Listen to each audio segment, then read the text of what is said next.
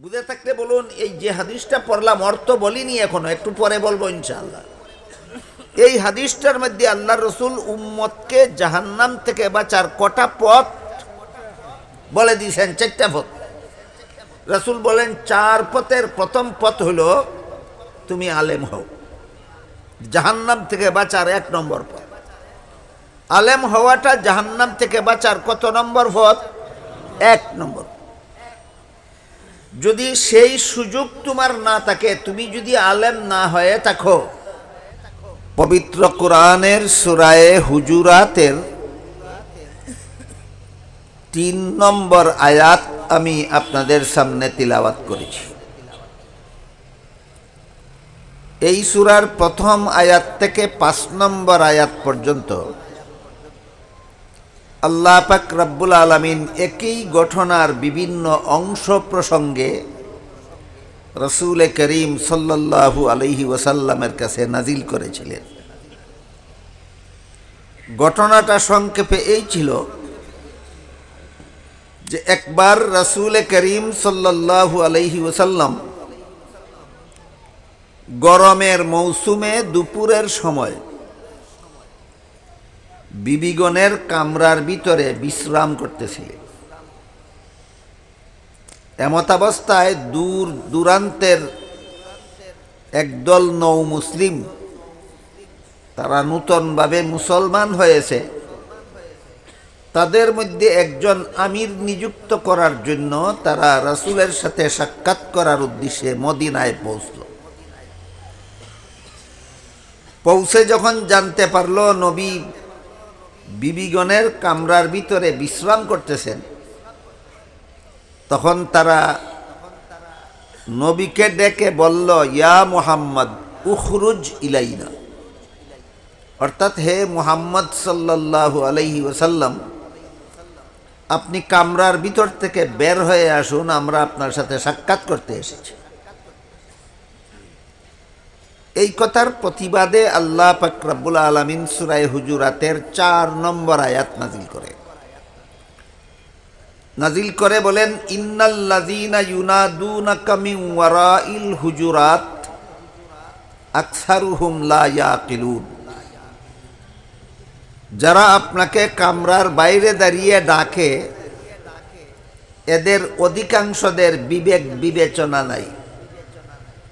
কেন বিবেক বিবেচনা নাই? বিবরণ দিয়ে আল্লাহ 5 নম্বর আয়াতে বলেন, ওয়ালাউ আন্নাহুম সাবারু হাত্তা তাখরুজা ইলাইহিম লাকানা খাইরাল লাহুম ওয়াল্লাহু গফুরুর রহিম।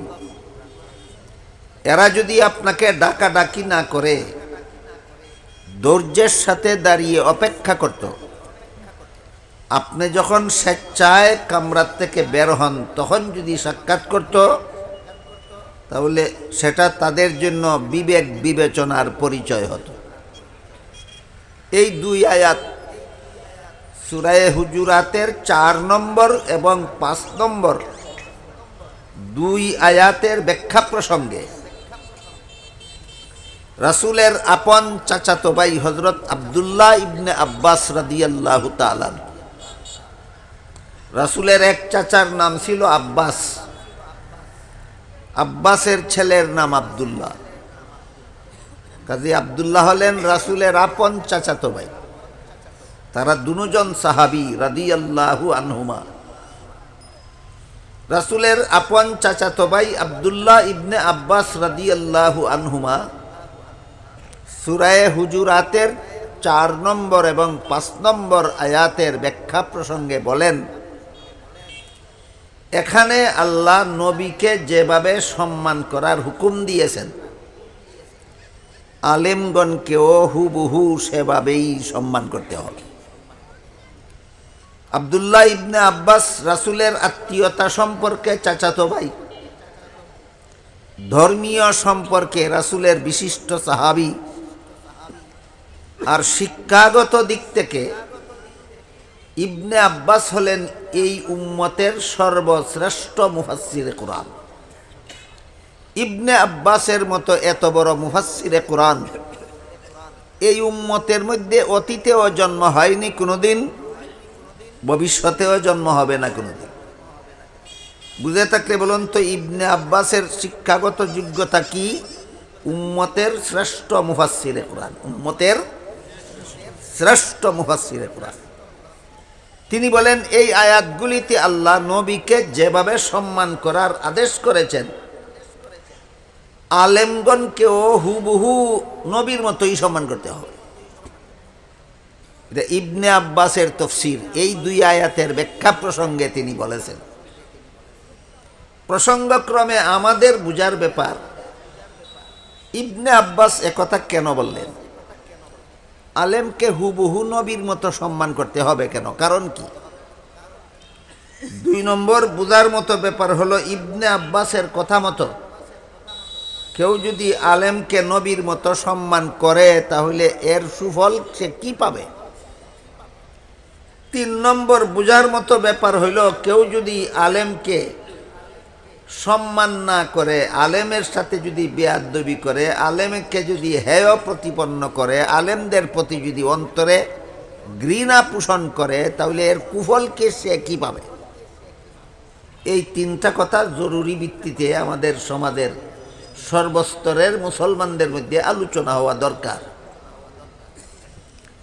1 নম্বর ব্যাপার হলো, ইবনে আব্বাস কথাটা কেন বললেন? আলেমকে নবীর মতোই সম্মান করতে হবে কেন? এর কারণ হলো, যে যুগে দুনিয়াতে নবীরা আসা যাওয়া করতেন, একদল নবী আসতেন, আরেক দল নবী দুনিয়ার থেকে বিদায় হতেন, আল্লাহ আরেক দল নবী দুনিয়াতে পাঠাতেন। নবীগণের আবির্ভাবের যুগে নবীগণ দুনিয়ার মানুষকে জাহান্নাম থেকে বাঁচার পথ দেখাতেন। যে যুগে দুনিয়াতে আল্লাহ নবীগণকে পাঠাতেন, সেই যুগে দুনিয়ার মানুষকে জাহান্নাম থেকে বাঁচার পথ দেখাতেন কে? নবীগণ। আমাদের নবী যেহেতু শেষ নবী, এই নবীর পরে আল্লাহ আর কাউকে নবী বানাবেন না। এমতাবস্থায় শেষ নবী দুনিয়ার থেকে বিদায় হওয়ার পর কিয়ামত পর্যন্ত দুনিয়াবাসী মানুষকে জাহান্নাম থেকে বাঁচার পথ দেখাবার মতো কোনো নবী নাই। এই দায়িত্বটা হুবহু আলেমগণ পালন করে যাবেন।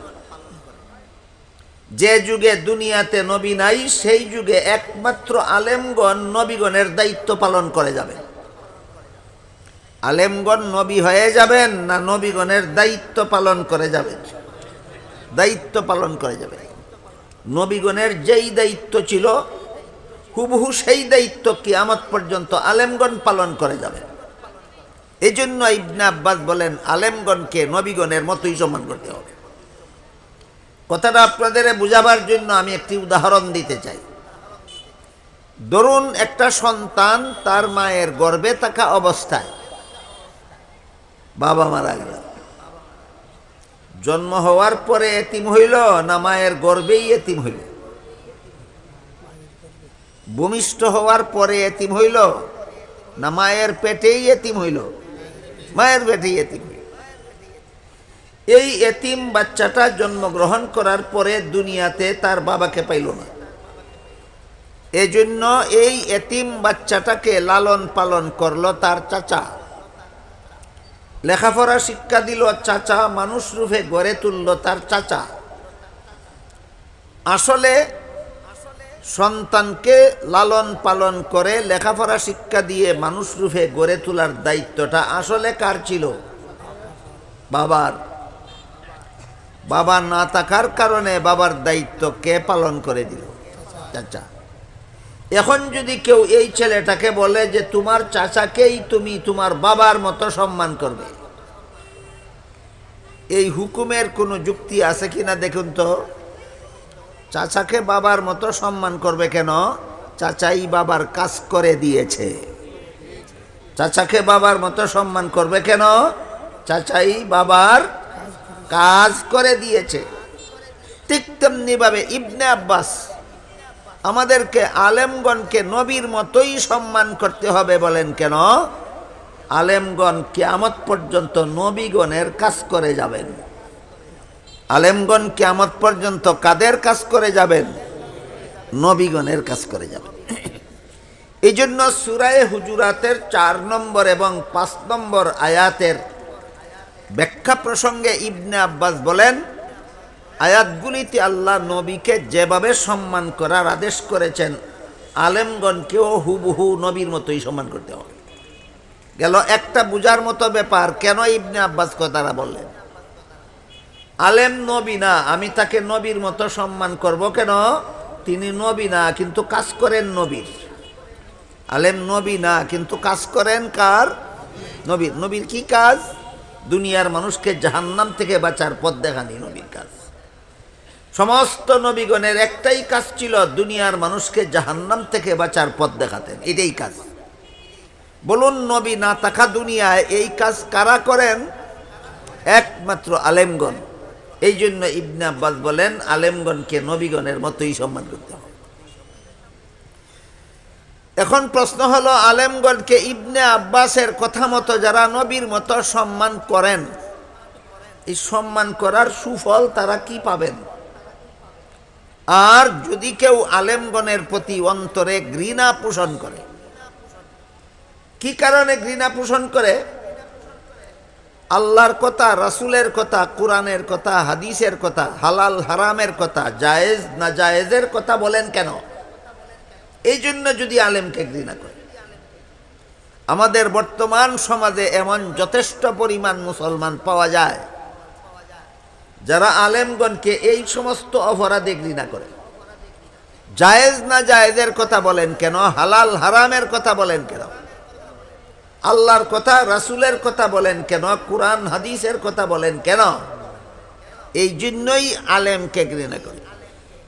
মুফাসসিরিনে কেরাম লিখেছেন, আলেমদেরকে ইবনে আব্বাসের কথা মতো যারা সম্মান করে, ইজ্জত করে, মহব্বত করে, মর্যাদা দেয়, এদের ইমানদার অবস্থায় মরণ নসিব হবে। কি অবস্থায় মরণ নসিব হবে? ইমানদার অবস্থায়। আর আলেমদের প্রতি যদি কেউ অন্তরে ঘৃণা পোষণ করে, তাহলে তার মরণ হবে বেঈমান অবস্থায়।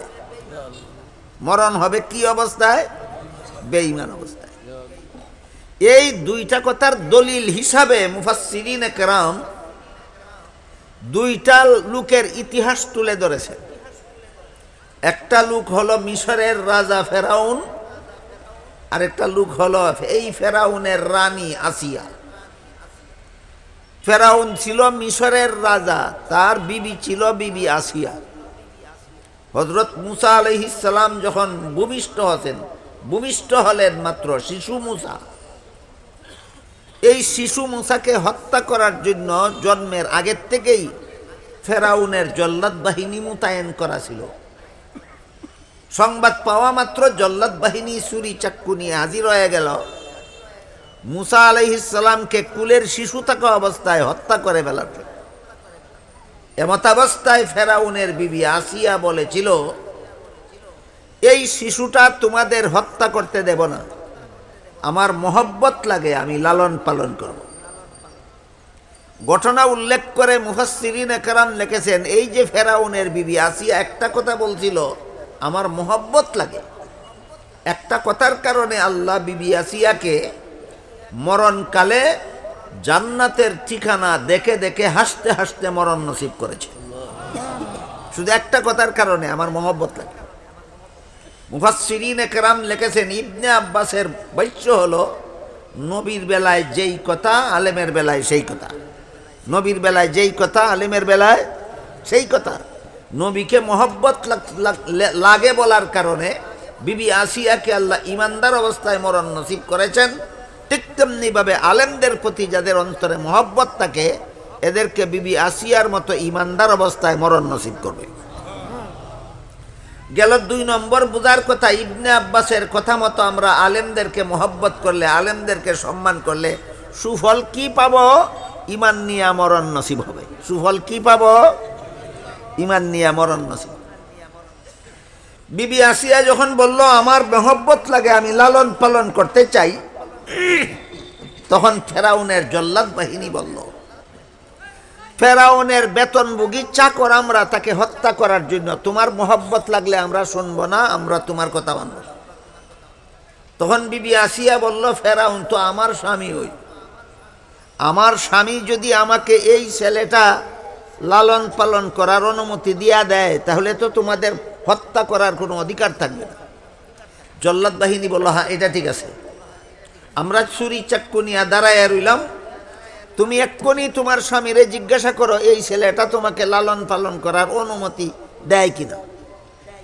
জল্লাদ বাহিনী ছুরি চাক্কু হাতে নিয়ে দাঁড়াইয়া রইল, আর বিবি আসিয়া শিশু মুসা কুলে নিয়া ফেরাউনের কাছে গিয়া সব ঘটনা বলল যে আমার মোহব্বত লাগে, আমি লালন পালন করতে চাই, কিন্তু তোমার জল্লাদ বাহিনী তোমার অনুমতি ছাড়া মানতে রাজি না, বলো তুমি অনুমতি দিলে কিনা। তখন ফেরাউন বলেছিল, তোমার মোহব্বত লাগলেও আমার মোহব্বত লাগে না, এই একটা মাত্র কথা, শুধু বলছিল আমার মোহব্বত লাগে না। মুফাসসিরিন কেরাম তাফসীরের কিতাবে লিখেছেন, একটা কথার কারণে মরণ পর্যন্ত ফেরাউনের ঈমান নসিব হয়নি। মুফাসসিরিন কেরাম ইবনে আব্বাসের কথার ভিত্তিতে আগেই বলেছেন, নবীর বেলায় যেই কথা আলেমের বেলায় সেই কথা। সুতরাং নবীকে যারা মহব্বত করে, আলেমকে যারা মহব্বত করবে, তাদের ঈমান ফেরাউনের বিবি আসিয়ার মতো ঈমানদার অবস্থায় মরণ হবে। আলেমদের প্রতি যাদের অন্তরে ঘৃণা পোষণ করবে, এদের মরণকালে ফেরাউনের মতো বেঈমান অবস্থায় মরণ হবে। আলেমের প্রতি অন্তরে ঘৃণা থাকলে মরণের আগে নমাজ রোজা করলেও এই নমাজ রোজার কারণে ঈমান নিয়ে মরণ নসিব হবে না, মরণকালে বেঈমান অবস্থায় মরতে হবে। মুফতি সাহেবান এর কারণ লিখেছেন যে আলেমকে অন্তর দিয়া ঘৃণা করাটা একটা কুফুরি, কুফুরি করার পরে নূতনভাবে ঈমান গ্রহণ না করা পর্যন্ত নমাজ রোজার কোনো ফল পাওয়া যায় না। এই জন্য আলেমের প্রতি যার অন্তরে ঘৃণা থাকবে সে এটা কুফুরি, তার অন্তরে কুফুরি বিদ্যমান, অন্তরে কুফুরি নিয়ে নামাজ পড়লে এই নামাজের কোনো ফল নাই, অন্তরে কুফুরি নিয়ে রোজা রাখলে এই রোজার কোনো ফল নাই, অন্তরে কুফুরি নিয়ে ইবাদত বন্দেগী করলে এই ইবাদত বন্দেগীর কোনো ফল নাই। এই হলো ইবনে আব্বাসের তফসির মতো আমরা যদি আলেমগণকে মহব্বত করি তাহলে সুফল কি পাব, আর যদি আলেমদেরকে ঘৃণা করি তাহলে কুফল কি পাব। তিনটা কথা ক্লিয়ার বুঝে আসলো কিনা দেখুন। এক নম্বর কথা হইল, ইবনে আব্বাস বললেন আলেমকে হুবহু নবীর মতোই সম্মান করতে হবে। কেন? আলেমগণ নবীগণের কাজ করেন এই জন্য, এক নম্বর। দুই নম্বর, ইবনে আব্বাসের কথা মতো আমরা আলেমদেরকে মহব্বত করলে সুফল কি পাব, বিবি আসিয়ার মতো ঈমানদার অবস্থায় মরণ হবে। তিন নম্বর, আলেমদের প্রতি অন্তরে ঘৃণা পোষণ করলে কুফল কি হবে, মরণকালে ফেরাউনের মতো বেঈমান অবস্থায় মরণ হবে। তিনটা কথা পরিষ্কার হইল। এবার আলেমদেরকে মহব্বত করার ব্যাপারে একটা হাদিস আপনাদের শোনাইতে চাই। জানি না এই হাদিসের বিবরণ শেষ হলে পরে সূরা হুজুরাতের ৩ নম্বর যে আয়াত পড়েছিলাম সেই আয়াতের ব্যাখ্যার প্রতি যাওয়ার মতো সময় আমার হাতে থাকবে কিনা, থাকলে না থাকলো নাই। আমরা কোরআন হাদিসের কথা যেটুকু শুনতে পারলাম সেইটাই তো লাভ। হাদিস শরীফে রাসূল করিম সাল্লাল্লাহু আলাইহি ওয়াসাল্লাম বলেন, কুন আলিমান আও মুতাআল্লিমান আও মুত্তাবিআন আও কালা মুস্তামিআন আও মুহিব্বান ওয়ালা তাকুন খামিসান ফাতাহলিক আও কামা কালা আলাইহিস সালাতু ওয়াস সালাম। এই হাদিসের মর্ম হলো, আমাদের নবী সর্বশেষ নবী, সর্বশ্রেষ্ঠ নবী মুহাম্মদুর রাসূলুল্লাহ সাল্লাল্লাহু আলাইহি ওয়াসাল্লাম উম্মতকে জাহান্নাম থেকে বাঁচার 4টা পথ বর্ণনা করে গেছে। এই 4 পথ ছাড়া 5 নম্বর কোনো পথ নাই দুনিয়ার কোনো মানুষের জন্য। জাহান্নাম থেকে বাঁচার 5 নম্বর কোনো পথ নাই। বুঝে থাকলে বলুন। এই যে হাদিসটা পড়লাম অর্থ বলিনি এখনো, একটু পরে বলবো ইনশাআল্লাহ। এই হাদিসটার মধ্যে আল্লাহ রসুল উম্মতকে জাহান্নাম থেকে বাঁচার কটা পথ বলে দিয়েছেন? 4টা পথ। রসুল বলেন 4 পথের প্রথম পথ হলো তুমি আলেম হও। জাহান্নাম থেকে বাঁচার 1 নম্বর পথ। আলেম হওয়াটা জাহান্নাম থেকে বাঁচার কত নম্বর পথ? 1 নম্বর। যদি সেই সুযোগ তোমার না থাকে, তুমি যদি আলেম না হয়ে থাকো, তাহলে তাকে রসুল বলেন তুমি আলেমের ছাত্র হও। এটা তোমার জন্য জাহান্নাম থেকে বাঁচার 2 নম্বর পথ। আমি আশা করি হাদিসের এতটুকু অংশ বোঝা মাত্রই আপনারা 2টা কথার জবাব দিতে পারবেন। একটা হইল, মাদ্রাসার ছাত্রদেরকে যে সমস্ত আলিমগণ কোরআন হাদিস শিক্ষা দেন, এরা জাহান্নাম থেকে বাঁচার কত নম্বর পথে আছে? 1 নম্বর পথে আছে। আর মাদ্রাসার উস্তাদগণের কাছে যেসব ছাত্ররা কোরআন হাদিস শিখে, এরা জাহান্নাম থেকে বাঁচার কত নম্বর পথে আছে? 2 নম্বর পথে আছে। কিন্তু আপনারা বলেন তো, এই 2 দল ছাড়া সমাজে আরো মুসলমান আছে কিনা? একদল আলেম আর একদল মাদ্রাসার ছাত্র।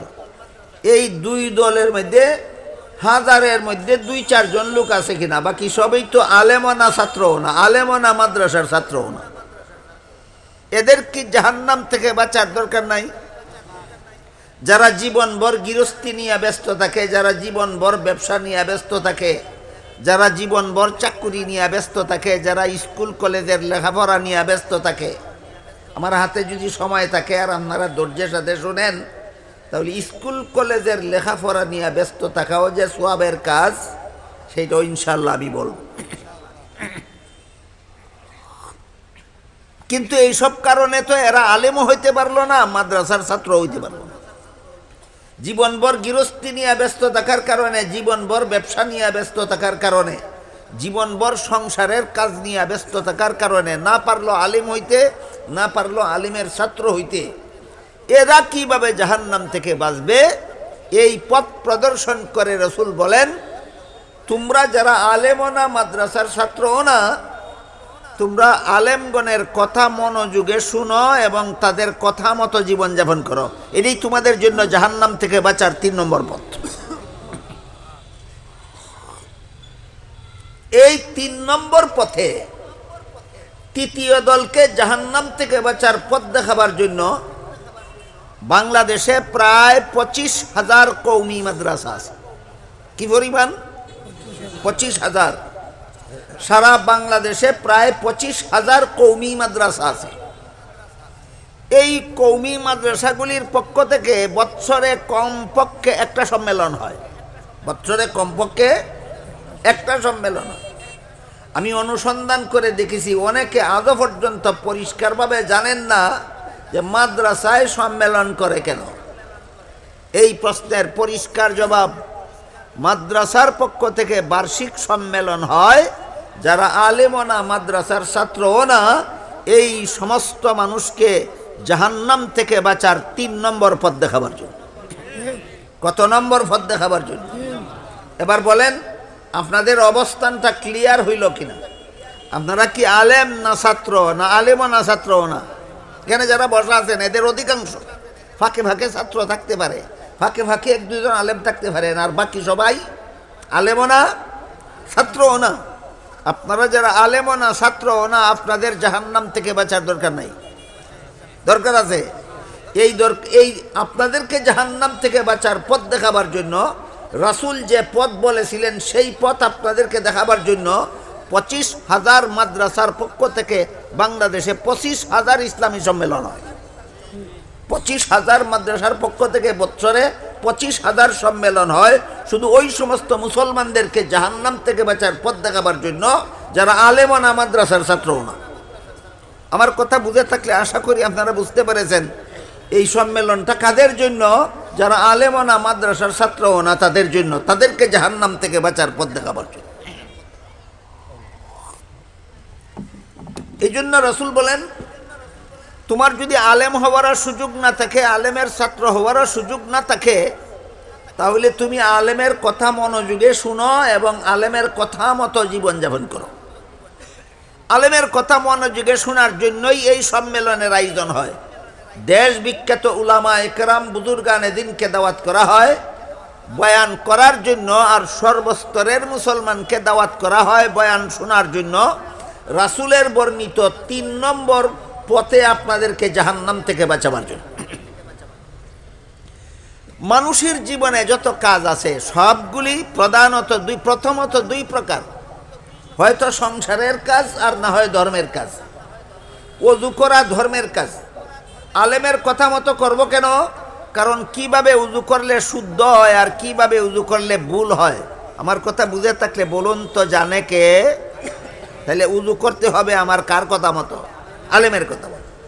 নামাজ পড়া ধর্মের কাজ। কিভাবে নামাজ পড়লে শুদ্ধ হয় আর কিভাবে নামাজ পড়লে ভুল হয় বলুন তো জানে কে? আলেম জানে। সুতরাং আমার নামাজ পড়তে হবে কার কথা মতো? আলেমের কথা মতো। কুরআন তেলাওয়াত করা ধর্মের কাজ, কিন্তু কিভাবে কুরআন তেলাওয়াত করলে শুদ্ধ হয় আর কিভাবে কুরআন তেলাওয়াত করলে ভুল হয় জানে কে? আলেমগণ। সুতরাং আমার কুরআন তেলাওয়াত করতে হবে কার কথা মতো? আলেমদের কথা মতো। এইভাবে ধর্মের যত কাজ আছে সকল কাজ সহি শুদ্ধভাবে করার জন্য আলেমদের কথা মতো করতে হবে। এই জন্য রসুল বলেন আলেমের কথা শুনো, আলেমের কথা মতো জীবনযাপন করো। বাকি রইল সংসারের কাজ। খাওয়া দাওয়া সংসারের কাজ, ঘুমানি সংসারের কাজ, পেশাব পায়খানা করা সংসারের কাজ, স্কুল কলেজে লেখাপড়া করাও সংসারের কাজ। আজকাল অনেকেই মনে করেন রাজনীতি করাও সংসারের কাজ। এটা মনে করেন, এই জন্য বলছি এটা সঠিক মত নয়। রাজনীতি করা সংসারের কাজ যারা মনে করেন এদের মনে করাটা সঠিক নয়, বরং রাজনীতি ইসলামের দৃষ্টিতে রাজনীতি করাটা ধর্মের কাজ। যেমনভাবে যাকাত দেওয়া ধর্মের কাজ, যেমনভাবে সমাজের মানুষের খেদমত করা ধর্মের কাজ, ঠিক তেমনিভাবে রাজনীতি করাও ধর্মের কাজ। তবে আমি রাজনীতি করা ধর্মের কাজ এই কথা যদি বলি আর এই ব্যাখ্যার দিকে যদি যাই, তাহলে কেউ কেউ মনে করতে পারেন আমি কোনো রাজনৈতিক দলের কর্মী বা সদস্য। আসলে না, আমি কোনো রাজনৈতিক দলের কর্মীও না, সদস্যও না। আমার মনে হয় আজকের থেকে প্রায় 40 বছর আগে একটা মাদ্রাসার পরিচালনার দায়িত্ব দিয়ে আমাকে নেওয়ার প্রস্তাব আসে। আমি শর্ত দিয়েছিলাম যে আমি আপনাদের মাদ্রাসার দায়িত্ব নিতে হইলে যে কতগুলি শর্ত আছে, এর মধ্যে একটা শর্ত হইল এই মাদ্রাসার কোনো ছাত্র রাজনৈতিক দলের সদস্য হতে পারবে না।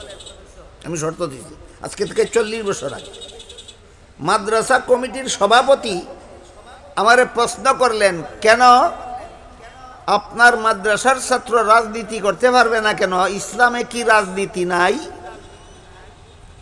আমি সভাপতি সাহেবের প্রশ্নের জবাবে বলেছিলাম, ইসলামে যেমন রাজনীতি আছে বিয়াও ইসলামে আছে। কাজেই ছাত্রদেরকে যদি রাজনীতি করতে দেওয়া হয় তাহলে ছাত্রদেরকে আগে বিয়া করাও, তারপরে কিতাব পড়াও। কথা বুঝতে পারছেন? বলেন ইসলামে বিয়া আসেনি না? বিয়া ইসলাম ধর্মে নাই। তাই বলে কি ছাত্রদের করতে হবে? ধর্মের কোন কাজ কার করতে হবে, কখন করতে হবে, কিভাবে করতে হবে, এটাও আলেম ছাড়া কেউ জানে না। এটাও আলেম ছাড়া কেউ জানে না।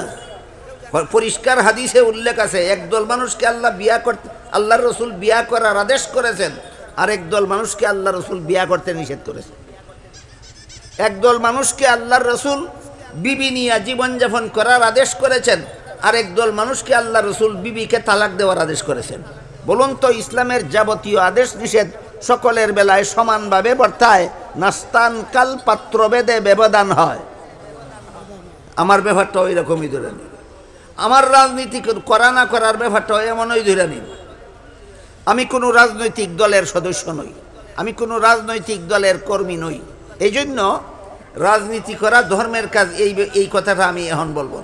আমি শুধু বলবো যারা রাজনীতিকে সংসারের কাজ মনে করেন, এই তাদের মনে করাটা ধৈর্য নিয়ে কিছু কথা বলবো।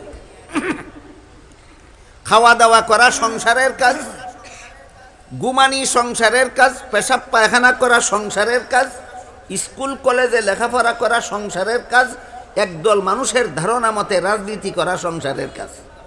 এই কাজগুলি আলেমদের কথা মতো করবো কেন?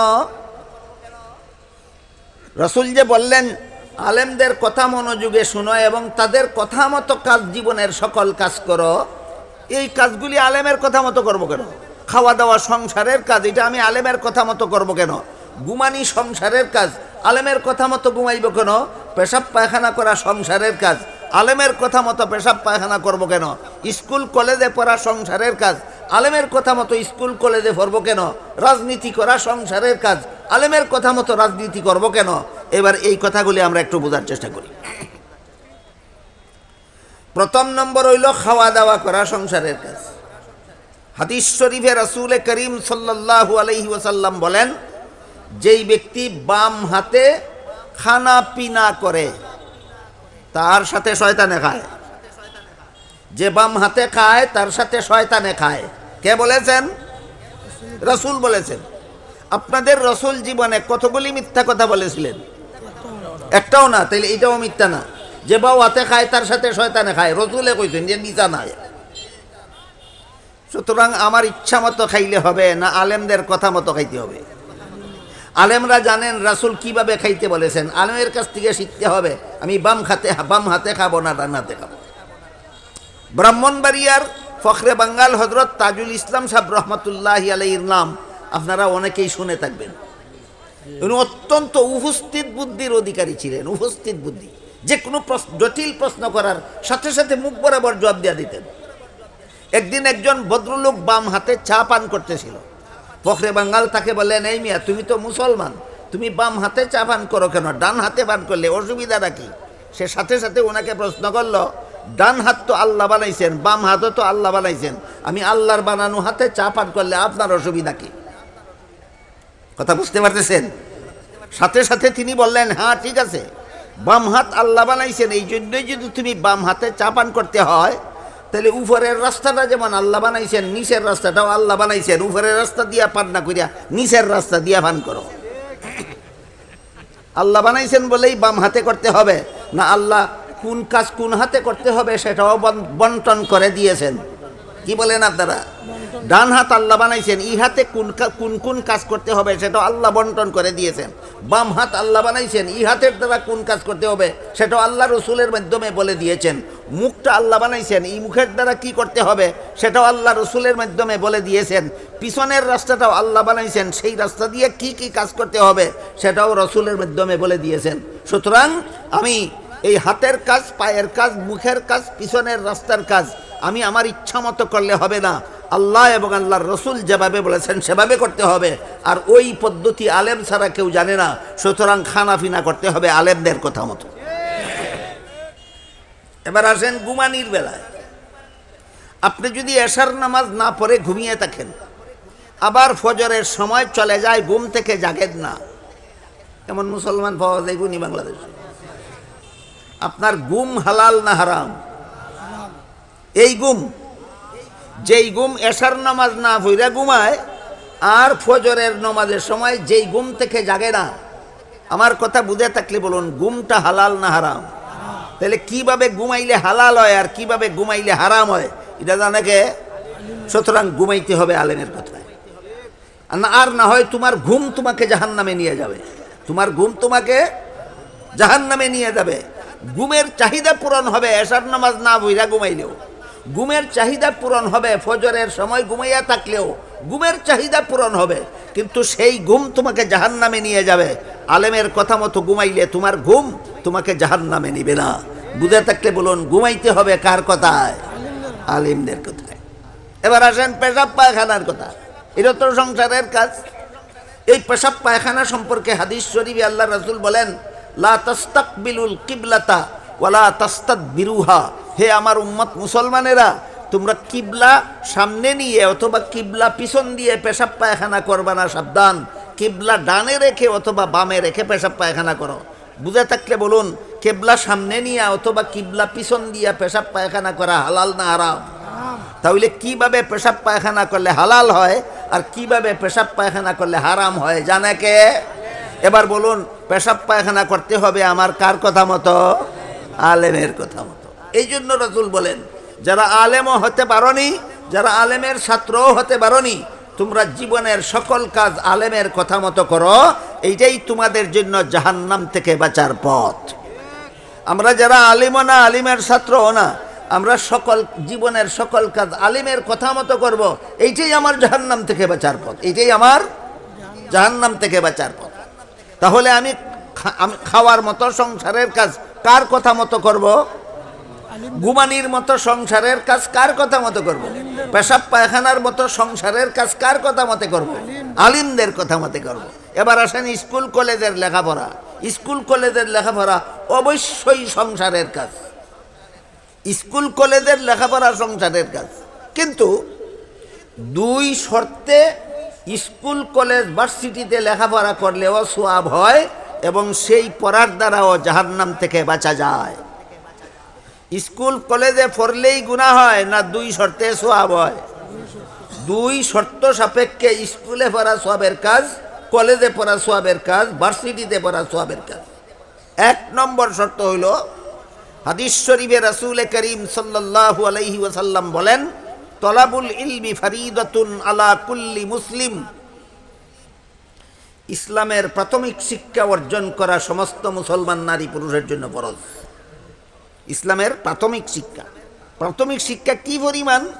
কলিমা কালাম, উযু গোসল, পাক নাপাক, নামাজ বন্দেগী। মনোযোগ দিয়ে শিখলে 1 বছরে শেষ হয়, মনোযোগ দিয়ে শিখলে 1 বছরে শেষ হয়। ইসলামের প্রাথমিক শিক্ষা যেগুলি, এগুলি মনোযোগ দিয়ে শিখলে 1 বছরে শেষ হয়। এইগুলি সমস্ত মুসলমানদের জন্য শিক্ষা করা ফরজ, স্কুলের ছাত্র ছাত্রীদের জন্য ফরজ নয়। না ফরজ? এইগুলি শিখো, এইগুলি মতে জীবনযাপন করো। এরপরে স্কুলে পড়ো, তোমার স্কুলে পড়া সওয়াবের কাজ। এরপরে কলেজে পড়ো, তোমার কলেজে পড়া সওয়াবের কাজ। তারপরে ভার্সিটিতে পড়ো, তোমার ভার্সিটিতে পড়া সওয়াবের কাজ। শুধু মুসলমানই ঠিক রাখো। মুসলমানই ঠিক থাকে নমাজ সারি দিলে না পড়লে। তাহলে নমাজ সারিয়া স্কুলে পড়া সওয়াবের কাম, নমাজ সারিয়া দিয়া কলেজে পড়া সওয়াবের কাম, নমাজ সারিয়া দিয়া ভার্সিটিতে পড়া সওয়াবের কাম না ঠিক রাখিয়া। শর্টকাট কথা হইল, মুসলমানি বজায় রাখিয়া স্কুল কলেজ ভার্সিটিতে পড়া সওয়াবের কাজ। মুসলমানি ভুলিয়া না মুসলমানি বজায় রাখিয়া? আমার কথা বুঝি থাকলে হোকা, আমাদের বর্তমান সমাজের যে সমস্ত মুসলমান ছেলেমেয়েরা স্কুল কলেজ ভার্সিটিতে পড়ে, হাজারের মাঝে কজন মুসলমানি বজায় রাখিয়া ভরে? যে তোমার ভরা সওয়াবের কাম হইতো কিদার লাগি? তুমি স্কুলও ভর্তাই গেছো করি উজুও শিখছো না, তুমি স্কুলও ভর্তাই গেছো করি 5 বেলার নামাজও শিখছো না, তুমি স্কুলও ভর্তাই গেলাই করি কলেমা কালামও শিখছো না। তে তোমার এই ফরা তোমার জাহান্নাম থেকে বাঁচাইব কিভাবে? এই জন্য স্কুলে পড়ে যদি জাহান্নাম থেকে বাঁচতে হয়, কলেজে পড়ে যদি জাহান্নাম থেকে বাঁচতে হয়, ভার্সিটিতে পড়ে যদি জাহান্নাম থেকে বাঁচতে হয়, তাহলে এইগুলি তো আলেমদের কথা মতো পড়তে হবে। আলেমদের কথা মতো স্কুলে পড়লে স্কুলে পড়ে বেনামাজি হইতে পারতো না। আলেমদের কথা মতো স্কুল কলেজে পড়লে কলেজে পড়ে বেনামাজি হইতে পারবে না। আলেমগণের কথা মতো ভার্সিটিতে পড়লে ভার্সিটিতে লেখাপড়া করে বেনামাজি হইতে পারবে না। আমাদের এই বাংলাদেশে সূচনা কাল থেকে স্কুল কলেজ ভার্সিটির মুসলমান ছাত্র ছাত্রীদেরকে নমাজি বানাবার মতো কোনো শিক্ষা ব্যবস্থা ছিল না। নমাজি বানাবার মতো কোনো শিক্ষা ব্যবস্থা ছিল না। স্কুল কলেজে পড়নেওয়ালা ছাত্র ছাত্রীরা আলাদা ব্যবস্থা মতো উজু শিখত, গোসল শিখত, নমাজ শিখত, কলেমা কালাম শিখত। ভবিষ্যতে 16 কোটি 17 কোটি বাংলাদেশের 16-17 কোটি মুসলমানের ভবিষ্যৎ সন্তানেরা আলাদা ব্যবস্থা মতেও যেন আর কলেমা কালাম শিখতে না পারে, আলাদা ব্যবস্থা মতেও যেন উযু গোসল শিখতে না পারে, আলাদা ব্যবস্থা মতেও যেন এই 17 কোটি মুসলমানের নেক্সট জেনারেশন যেন নমাজি হতে না পারে, এই জন্য একটা শয়তানি পরিকল্পনা গ্রহণ করা হয়েছে। সেই শয়তানি পরিকল্পনা মতে 2023 সালের যে সিলেবাস হাই স্কুলে দেওয়া হয়েছে, এই সিলেবাসে ইসলামের নাম গন্ধ মুছে ফেলা হয়েছে। এই সিলেবাসে পশুত্ব শিক্ষা দেওয়ার মতো ব্যবস্থা গ্রহণ করা হয়েছে। আলেমগণের দায়িত্ব, যখন যেই বেঈমানি তুফান আসে, যখন যেই ফিতনা আসে, যখন যেই শয়তানি চক্রান্ত আসে, জাতিকে সতর্ক করে দেওয়ার দায়িত্ব আছে আলেমদের। আমরা দায়িত্ব পালন করলাম, আপনাদেরকে জানাইয়া দিলাম 2023 সালে হাই স্কুলে যত সাহিত্য বই পাঠ্যভুক্ত করা হয়েছে, যত ভূগোল সাহিত্য পাঠ্যভুক্ত করা হয়েছে, যত ইতিহাস পাঠ্যভুক্ত করা হয়েছে, যত বিজ্ঞানের বই পাঠ্যভুক্ত করা হয়েছে, আপনারা তদন্ত করে দেখুন, ইসলামের নাম নিশানা মুছে ফেলা হয়েছে, নাস্তিক্যবাদী শিক্ষা প্রবর্তন করা হয়েছে, ডারউইনের কুফরি মতবাদ এই বইগুলির মধ্যে শিক্ষা দেওয়া হয়েছে। আমাদের দায়িত্ব পালন করলাম, আপনাদের দায়িত্ব আছে একটা। এরপরে কি দায়িত্ব? এই সিলেবাস 17 কোটি মুসলমানের বয়কট করতে হবে। এই সিলেবাস যতক্ষণ পর্যন্ত পরিবর্তন করা না হয় ততক্ষণ পর্যন্ত 17 কোটি মুসলমানের পক্ষ থেকে কুফরি সিলেবাস, নাস্তিক্যবাদী সিলেবাস, হিন্দুত্ববাদী সিলেবাস বয়কট করতে হবে।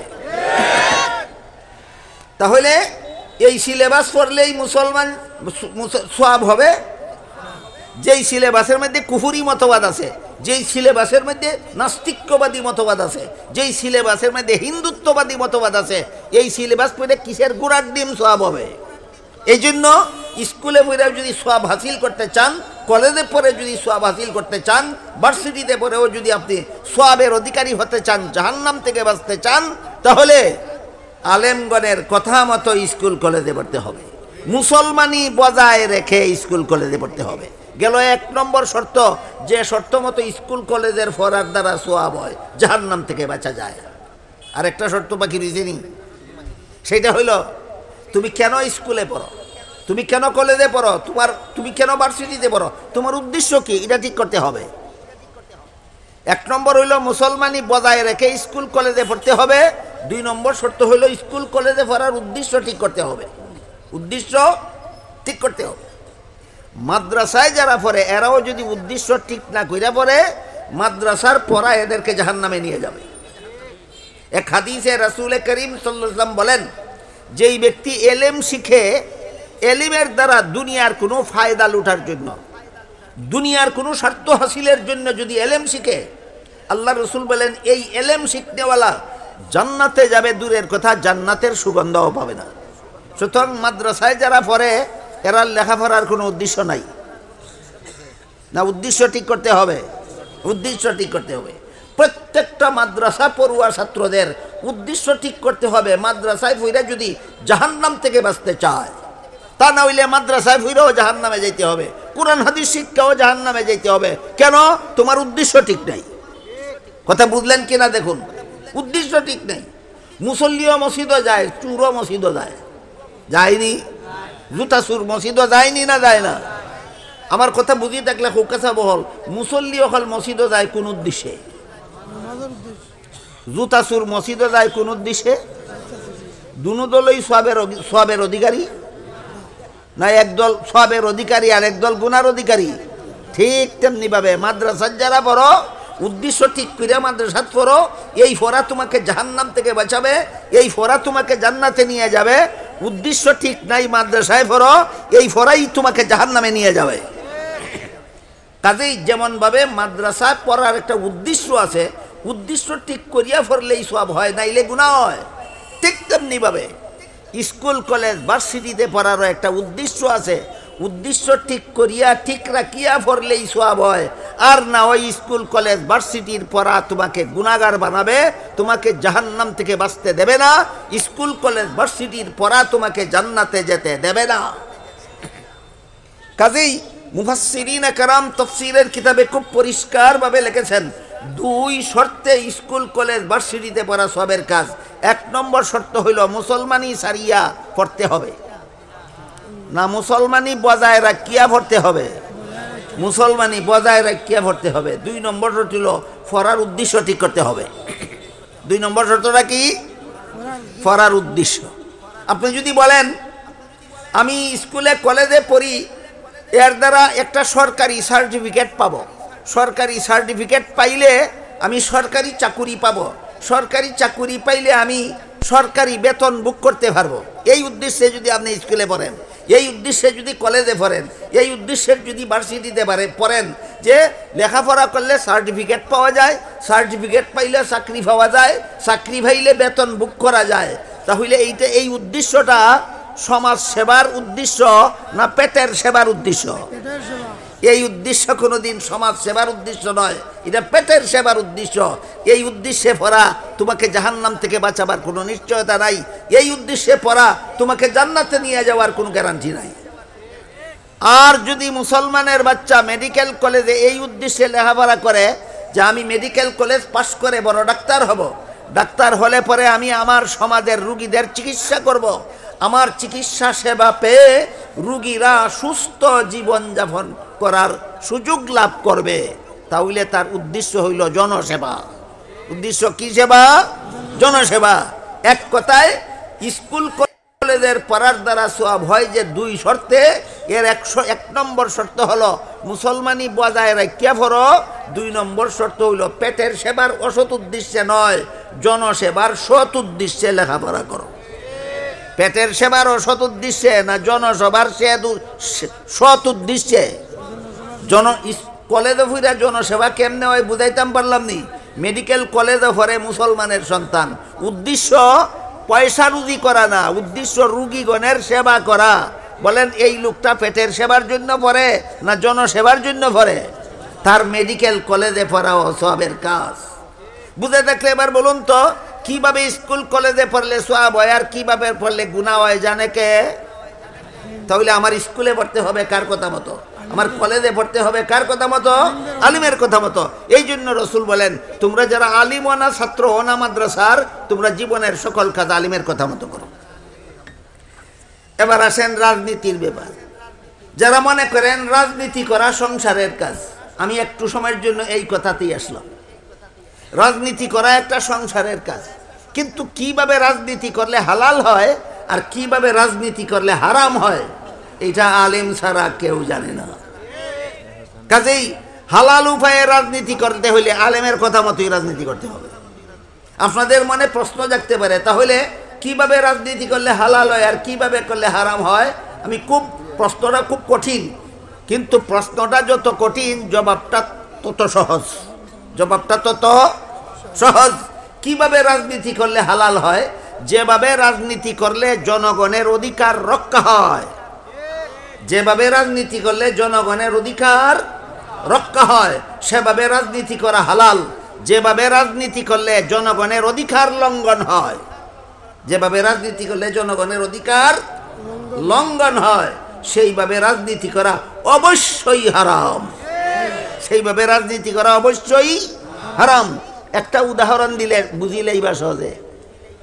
নির্বাচনের দিন নির্বাচন অফিসে গিয়া আপনার যাকে পছন্দ হয়, যাকে আপনি যোগ্য মনে করেন তাকে ভোট দেওয়ার অধিকার আপনার আছে। দেশের নাগরিক হিসাবে আপনার ভোট দেওয়ার অধিকার আসেনি? আছে। সেন্টারও গিয়া যদি দেখো না আপনার ভোট আপনি যাওয়ার আগেই কাস্ট হয়ে গেছি, আপনার অধিকার রক্ষা হইল না লঙ্ঘন হইল? সুতরাং ভোট চুরির রাজনীতি হারাম। কি রাজনীতি হারাম? এতে জনগণের অধিকার লঙ্ঘন হয়। হিকলানি কিভাবে রাজনীতি করলে হালাল হয় আর কিভাবে রাজনীতি করলে হারাম হয়? যেভাবে রাজনীতি করলে জনগণের অধিকার রক্ষা হয় সেইভাবে রাজনীতি করা হালাল। যেইভাবে রাজনীতি করলে জনগণের অধিকার লঙ্ঘন হয় সেইভাবে রাজনীতি করা অবশ্যই হারাম। হারাম রাজনীতি আপনাকে জাহান্নামে নিয়ে যাবে। রাজনীতি করেও যদি জাহান্নাম থেকে বাঁচতে চান হারাম রাজনীতি পরিহার করুন, হালাল উপায়ে রাজনীতি করুন। এই জন্য রসুল বলেন তুমি যদি আলেমও হও না, আলেমের ছাত্রও হও না, তাইলে ধর্মের কাজও আলেমের কথা মতে করো, সংসারের কাজও আলেমের কথা মতে করো। ধর্মের কাজ তোমাকে জাহান্নাম থেকে বাঁচাবে, সংসারের কাজও তোমাকে জাহান্নাম থেকে বাঁচাবে। স্কুল কলেজের পড়ার দ্বারাও তুমি সওয়াব পাবে, রাজনীতি কইরাও তুমি সওয়াব পাবে যদি আলেমগণের কথা মতো করো। এতক্ষণে কি বুঝলাম? রসুল উম্মতকে জাহান্নাম থেকে বাঁচার 3 নম্বর পথ কি দেখাইলেন? যারা আলেমও না, মাদ্রাসার ছাত্রও না, এরা জীবনের কিছু কাজ আলেমের কথা মতো করবে না, সকল কাজ। আমার এত দীর্ঘ আলোচনা শুনে কি বুঝলেন? জীবনের কিছু কাজ করব আলেমের কথা মতো না, জীবনের সকল কাজ? জীবনের সকল কাজ করব আলেমের কথা মতো। টয়লেটও গিয়া কেবলা ডাইনে রাখিয়া অথবা কেবলা বায়ে রাখিয়া পেশাব পায়খানা করলাম, এটা করলাম আলিমের কথা মতো। আর দরবারও বসিয়া চা খাইলাম বাওয়াতে, ওইলনি তাহলে কৌকা কত কাম করা লাগবো আলিমের কথা মতো। হ্যাঁ, জীবনের সকল কাজ আলিমের কথা মতো করো। আল্লাহ রসুল বলেন এটা তোমার জন্য জাহান্নাম থেকে বাঁচার 3 নম্বর পথ। কত নম্বর পথ? 3 নম্বর পথ।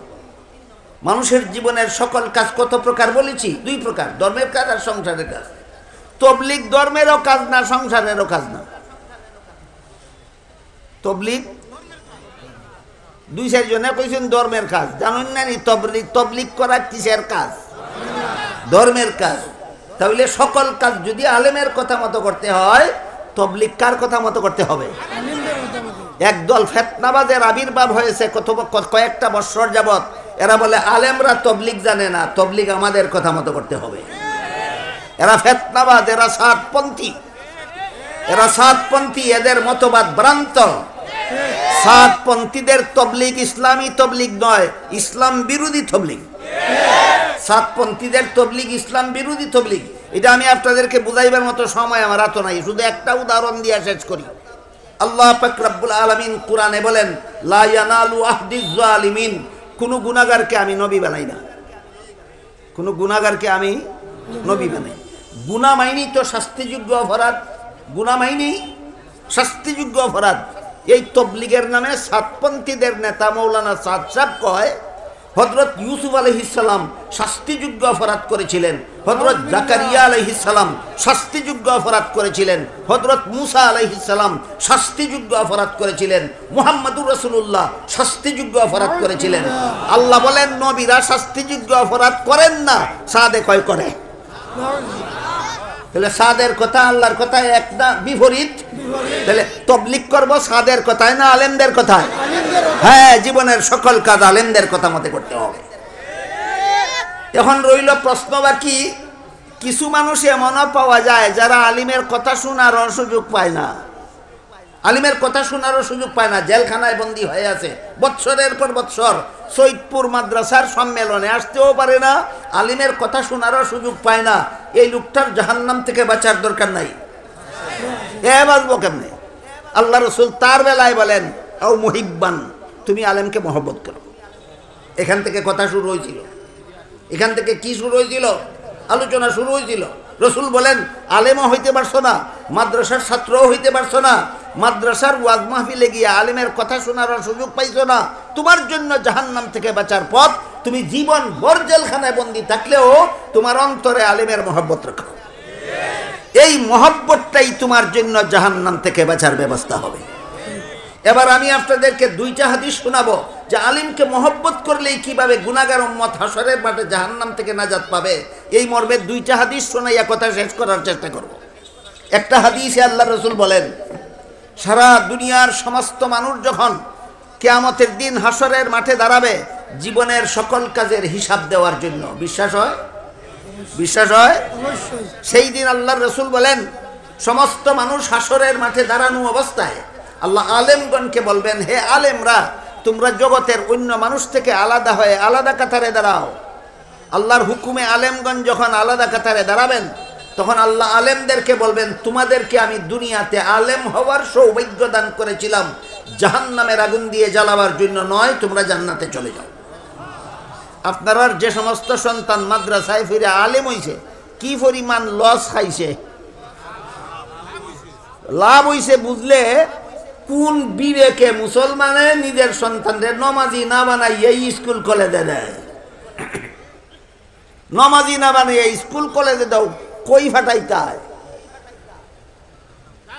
জাহান্নামে, সুদা কথা। জাহান্নামে যে মুসলমান তার সন্তানকে উযু গোসল শিক্ষা না দিয়া, পাক নাফাক শিক্ষা না দিয়া, নমাজ বন্দেগী শিক্ষা না দিয়া স্কুলে ফাটায়, এর মানে হইল এই মা বাপে নিজের কলিজার টুকরা সন্তানকে বুকে লাথি দিয়া জাহান্নামে পাঠায়।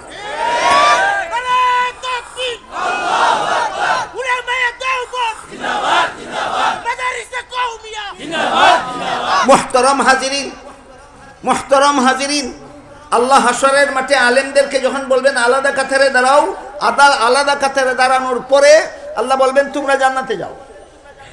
প্রশ্ন জাগে, আলেম হইলেই যদি জান্নাতে যাওয়া যায়, তা আলেমগণে নামাজ রোজা করার আর কি দরকার? আলেম সুদখোর হইলে অসুবিধা কি? আলেম ঘুষখোর হইলে অসুবিধা কি?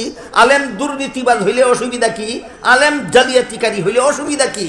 প্রশ্নের জবাবে মুফাসসিরিনে কেরাম লিখেছেন, আলেম দুই প্রকার, এক প্রকার সমাজের দৃষ্টিতে আলেম, আর এক প্রকার আল্লাহর দৃষ্টিতে আলেম। সমাজের দৃষ্টিতে আলেম কারা? কোরআন হাদিসের ইলম শিখেছেন যারা। সমাজের দৃষ্টিতে আলেম কারা? কোরআন হাদিসের ইলম শিখেছেন যারা। আল্লাহ এখনো আলেম বলে না, আল্লাহ আলেম বলে কোরআন হাদিসের ইলম শিকার পরে ইলম মতো জীবন যাপন করেন যারা। বলেন সমাজের দৃষ্টিতে আলেম আর আল্লাহর দৃষ্টিতে আলেমে বেশ কম আছে নি? বেশ কম আছে, আকাশ পাতাল বেশ কম। এখন কোন মাদ্রাসার ছাত্র ইলম না শিখলে শাসন করা হয়, আমল না করলে যদি শাসন করা হয় না, এই মাদ্রাসায় কার দৃষ্টিতে ছাত্রদেরকে আলেম বানাইতে চায়? সমাজের দৃষ্টিতে আলেম বানাইতে চায়। এরা অন্য মানুষের জাহান্নাম থেকে বাঁচাইবে দূরের কথা, নিজেরাই জাহান্নাম থেকে বাঁচতে পারবে না।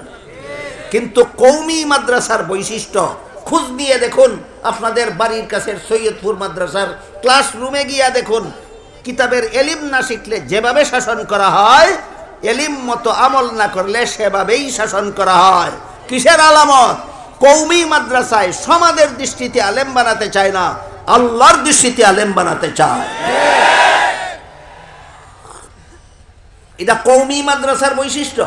কিতাব পড়াইয়া পরীক্ষা লইয়াই সাইরা দেওয়া হয় না, কিতাব মতো আমল করাইয়া ছাড়া হয়। কেন? কওমি মাদ্রাসার বৈশিষ্ট্য, এরা সমাজের দৃষ্টিতে আলেম বানাতে চায় না, আল্লাহর দৃষ্টিতে আলেম বানাতে চায়। রাসূল বলেন, আল্লাহর হুকুমে আলেমগণ যখন হাসরের মাঠ থেকে জান্নাতের দিকে যাবে, তখন একদল গুনাহগার মুসলমান পিছন থেকে তাদেরকে ডাকবে আর বলবে, হুজুর আমার একটা কথা শুনে যান। কি কথা তোমার? বলবে, আমি দুনিয়াতে আপনাকে মহব্বত করতাম। কি প্রমাণ? প্রমাণ দিতে গিয়া বলবে, আপনাকে এক গ্লাস পানি পান করেছিলাম। আর একজন গুনাহগার মুসলমান জান্নাতে যাওয়ার পথে আরেকজন আলেমকে ডাকিয়ে বলবে, আমি আপনাকে এক বদনা উজুর পানির ব্যবস্থা করে দিয়েছিলাম, আমি আপনাকে মহব্বত করতাম, কিন্তু আমি গুনাহগার, আমার গুনার কারণে আল্লাহ হুকুম দিয়েছেন জাহান্নামে যাওয়ার জন্য। আল্লাহর রাসূল বলেন, গুনাহগার মুসলমানদের মুখে এসব কথা শুনে আলেমগণ নিজেদের জান্নাতে যাওয়া বিরতি দিয়ে দাঁড়িয়ে যাবেন, ভাববেন যে আমার জান্নাতে আমি পরে যাই, শেষ চেষ্টা করে দেখি গুনাহগার মুসলমানটাকে জাহান্নাম থেকে বাঁচানো যায় কি। এই জন্য অন্য হাদিসে রাসূল বলেছেন, আল্লাহ এবং আল্লাহর রাসূলের পর আলেমগণের চেয়ে বড় জনদরদি জগতে আর কেউ নাই। আল্লাহ এবং আল্লাহর রাসূলের পর আলেমগণের চেয়ে বড় জনদরদি জগতে আর কেউ নাই। তাই আল্লাহর রাসূল বলেন, আলেমগণ গুনাহগার মুসলমানদের মুখে হাসরের মাঠে এই কথা শুনে দাঁড়াবেন, দাঁড়িয়ে আল্লাহকে বলবেন, আল্লাহ এই লোকটা ঠিকই বলেছে, আমাকে মহব্বত করতে বলেই এক গ্লাস পানি পান করাইছিল, ওই লোকটা ঠিকই বলেছে, আমাকে মহব্বত করতে বলেই এক বদনা উজুর পানির ব্যবস্থা করে দিয়েছিল। তখন আল্লাহ পাক রব্বুল আলামিন আলেমদেরকে বলবেন, হে আলেমরা শুনো, এরা গুনাহগার, এদের গুনার কারণে আমি হুকুম দিছি জাহান্নামে যাইতো, কিন্তু তোমরা যেহেতু সাক্ষী দিছ যে এরা তোমরা মহব্বত করতে বলে এক গ্লাস পানি পান করাইছিল, তোমাদের সাক্ষীর কারণে আমি এদেরকে মাফ করে দিলাম। আলেমরা তোমরা নিজেরাও জান্নাতে যাও, এইসব গুনাহগার মুসলমানদেরকে সাথে নিয়ে যাও। কত টাকা খরচ কিরা নাজাত চাইল? এক গ্লাস পানি। কত টাকা খরচ করিয়া জাহান্নামে যাওয়ার হুকুম হওয়ার বাদেও নাজাত চাইল? এক গ্লাস পানি। সৈয়দপুর বাজারও এক গ্লাস পানি 100 টাকা বিকে, 1 টাকাও না। তাইলে যে মাদ্রাসায় আলেম তৈরি হয়, এই মাদ্রাসায় যদি এক ব্যাগ সিমেন্ট দেয়, এক গ্লাস পানির থেকে কম দিল। এই মাদ্রাসায় যদি 1000 ইট দেয়, এক গ্লাস পানির থেকে কম দিল। এই মাদ্রাসায় যদি 1 টন রড দেয়, এক গ্লাস পানির থেকে কম দিল না, অনেক বেশি দিল। আপনারা যদি রাসূলের হাদিস বিশ্বাস হয়, রাসূল বলছেন এক গ্লাস পানি খাওয়াইছিল একজন আলিমরে মহব্বত করিয়া, এই কারণে আল্লাহ তারে জাহান্নামে যাওয়ার হুকুম দেওয়ার বাদেও মাফ করে দিবেন। তাইলে যেই মাদ্রাসায় আলেম তৈরি হয়, এই মাদ্রাসায় যে ব্যক্তি 50,000 টাকা দিল, হুজুরে লিস্টি শুনাইছেন 1 লাখ টাকা দিল, এই মাদ্রাসায় যে 1000 ইট দিল, 1 ব্যাগ সিমেন্ট দিল, 1 টন রড দিল, 1 বদনা পানি আর 1 গ্লাস পানির থেকে অনেক বেশি দিল কিনা? তাহলে আপনারা কি এতটুকু উসিলা করে রাখতে পারেন যে আমি গুনাহগার মুসলমানকে হাসরের মাঠে এই সৈয়দপুর মাদ্রাসায় 1 টন রড দেওয়ার উসিলায় আল্লাহ আমার যদি নাজাত দেয়, এই আশায় কি 1 টন রড দিতে রাজি আছেন কেউ?